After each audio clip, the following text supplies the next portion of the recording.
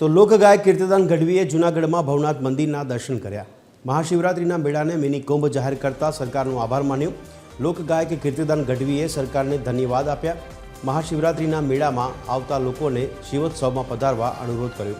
આવતીકાલથી શિવોત્સવ ખાતે સંતવાણી અને અન્ન ક્ષેત્રનો લાભ લેવા અનુરોધ કર્યો।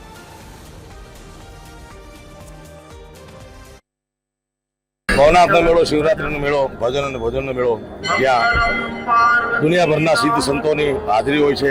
તમામ સાધુ સંતો, તમામ સંપ્રદાયના સાધુ સંતો અહીં 5 દિવસ દરમિયાન રહેશે। આદિ અનાદિકાળથી જ્યારની સનાતન ધર્મની ધ્વજા ફરકે છે ભવનાથ દાદાના સાનિધ્યમાં, ત્યારનો ભવનાથનો મેળો થાય છે। દુનિયાભરમાંથી લાખો ભક્તો આવે છે 4-5 દિવસના મેળામાં।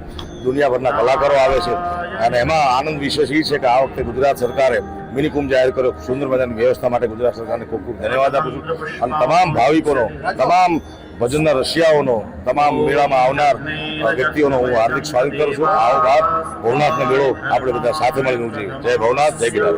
આ શિવોત્સવ તારીખ 12 ફેબ્રુઆરીથી 15 ફેબ્રુઆરી સુધી છે। ભજન અને ભોજનનો મેળો છે મારા બાપ। આવો, ત્યાં ભજન થાય છે આખી રાત અને 24 કલાક ભોજનની પણ વ્યવસ્થા સુંદર મજાની કરાવે।